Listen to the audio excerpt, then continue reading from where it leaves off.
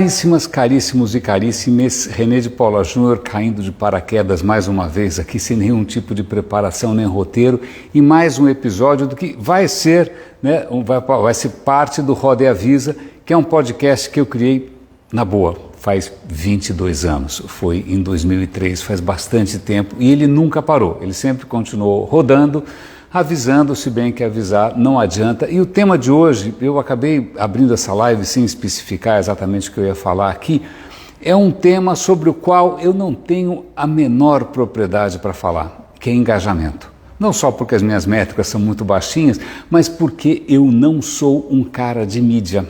Eu não sou. Eu estou nessa área de digital há bastante tempo, eu comecei a trabalhar com internet em 96, mas eu não me considero um cara de mídia porque se fosse para trabalhar com número e fazer conta em Excel, eu teria continuado na engenharia, eu não teria abandonado a Poli para ir para a ECA me formar em comunicação. Eu tinha outros sonhos quando eu comecei a trabalhar com digital e meu sonho não era necessariamente tentar agradar anunciantes ou convencê-los de que eles podem vender mais para pessoas incautas.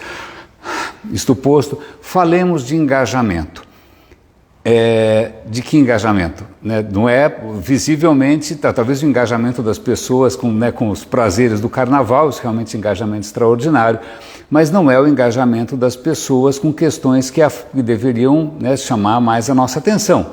Aquecimento global, crise climática, a democracia em risco, não, isso aparentemente ninguém está se engajando muito.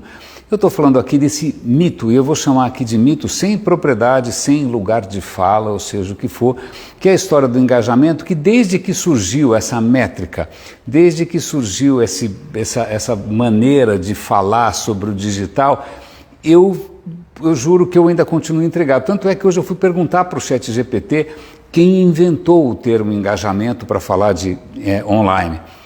O ChatGPT enrolou, mas não sabia, perguntei para o Perplexity, perguntei para o Gemini, aquele Gemini que é o Deep Research, mas na verdade parece que isso não tem pai. Aliás, se tiver um pai, eu não sei exatamente o que eu desejo para essa figura que inventou essa nova, esse jargão, para não dizer uma mistificação. A questão é a seguinte, desde que eu trabalho com digital, uma das grandes questões foi como é que você apresenta os resultados do que você está fazendo. Se o seu chefe pergunta, como já aconteceu comigo uma vez, há muitíssimo tempo, há quanto tempo faz isso? 20 e tantos anos, você pergunta, o cara pergunta como é que o site está indo e você de repente vai ali, entra num aplicativo qualquer e você vai ver visitas, recorrência, tempo médio de visitação, etc. e tal. E aí você apresenta um relatório numérico e como o cara era um criativo, ele só rabiscou por cima e falou, eu não sou um contador. E aí eu percebi que o que ele realmente queria não era exatamente estatísticas, ele queria alguma coisa talvez um pouco mais subjetiva, mais qualitativa.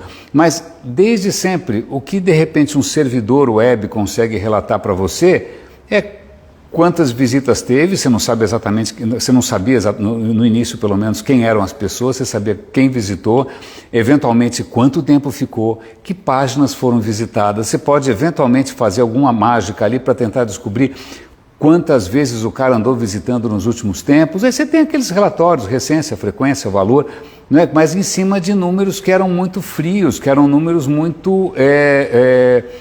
eles escorriam entre os dedos, aquilo queria dizer pessoas, tem um proxy por trás disso, não tem, é a mesma pessoa, não é o mesmo computador, como é que você sabe? É lógico que a coisa agora tem inúmeras outras maneiras de identificar você, nem queira saber, e de rastrear você também não queira saber, Então hoje você consegue ter uma granularidade, uma certeza muito maior.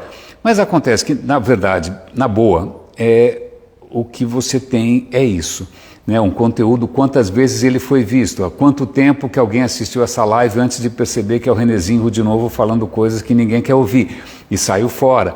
Você tem algumas métricas ali, mas que, de novo, dependendo da indústria que o cara está, e se o cara for alguém de comunicação, não necessariamente alguém de marketing, mas talvez alguém de publicidade, esses números são frios, parece coisa de engenheiro. Então aí o que acontece? Você inventa uma coisa chamada engajamento.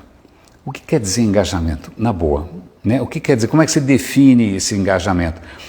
Você faz alguma combinação desses números, quanto tempo o cara ficou, quanto tempo o cara não ficou, se eventualmente ele clicou ou não, e você vai chamar isso de uma palavra que, aliás, eu acho que eu não ouvia isso desde a década de 70, né, quando você falava em engajamento, era uma coisa quase pejorativa, porque significa que alguém estava engajado em alguma questão ideológica e política, e que provavelmente era um chato, mas a questão ressurgiu, aí tinha uma aura, porque agora temos uma palavra, e nada como inventar uma palavra aparentemente difícil, aparentemente complexa, que a pessoa, na verdade, no fundo, está insegura em dizer que realmente ela não sabe o que aquilo quer dizer, mas é mais ou menos com a questão do exponencial, né? Se inventa que alguma coisa é exponencial, o cara não lembra da fórmula, ele não lembra daquela pergunta no vestibular, mas ele fala, isso deve ser alguma coisa difícil, né? Se tivesse em alemão, então nem se fala. Mas aí se inventa um termo desses que tem uma certa aura de se querer dizer alguma coisa, mas que na verdade é um guarda-chuva um pouco esquisito, não é? E aí você começa a vender que a sua plataforma tem mais engajamento. Ou então o que começa a acontecer, que eu acho que é o que realmente fez com que eu me afastasse um pouco dessa área, é quando isso vira um objetivo para as próprias plataformas. Quando o YouTube da vida resolve, eu tenho que mostrar para os anunciantes, que afinal quem manda no mundo são anunciantes, eu tenho que mostrar para os anunciantes que a minha plataforma tem um engajamento maior.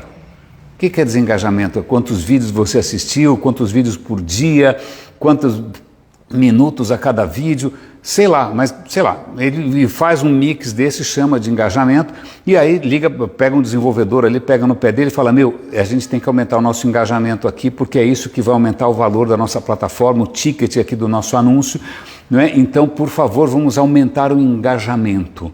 Mesma coisa para Facebook, mesma coisa para LinkedIn, mesma coisa para Twitter. Todos ali vão, de alguma maneira, tentar aumentar o engajamento, o que cada um define da sua própria maneira. A questão é, engajamento quer dizer que a pessoa está feliz, quer dizer que a pessoa está viciada, quer dizer que a pessoa está ali reforçando o ódio, quer dizer que a pessoa está mergulhando num buraco sem fundo de mentiras e conspirações. Tanto faz, né? Tanto faz o que está efetivamente acontecendo com aquela pessoa ou com a sociedade de maneira geral.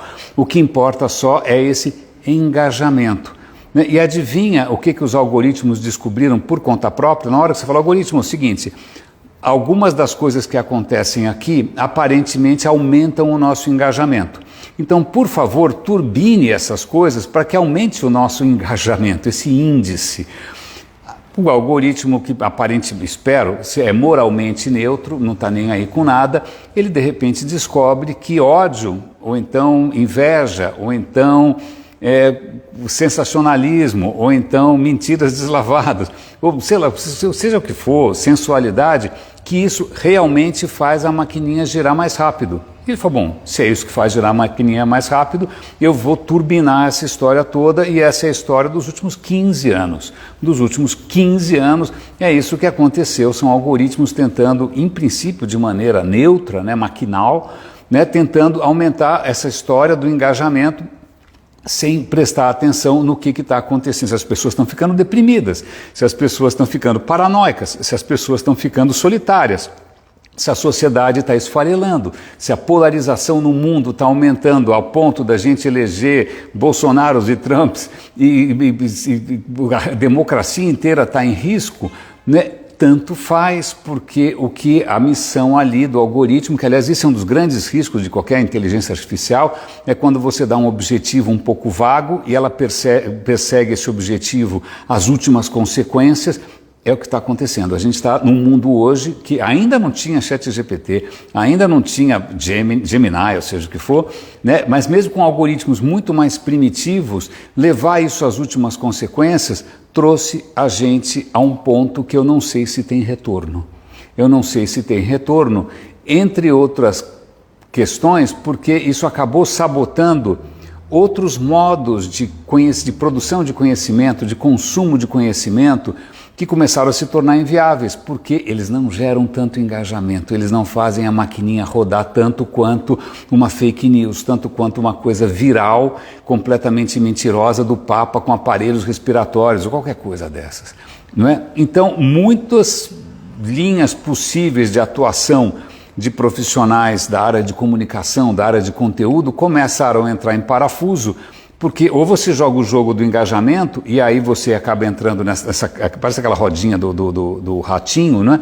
Que você tem que correr atrás de uma métrica que infelizmente privilegia o sensacionalismo, ou você, mais ou menos como esse que vos fala, que resolve seguir um caminho absolutamente independente, não monetizado, sem se pautar por essa lógica maluca de engajamento, qualquer outro tipo de agenda, para falar o que, de repente, eu acho que talvez valha a pena a gente discutir. Né? Eu não preciso dizer o resultado disso, meus números são absolutamente pífios.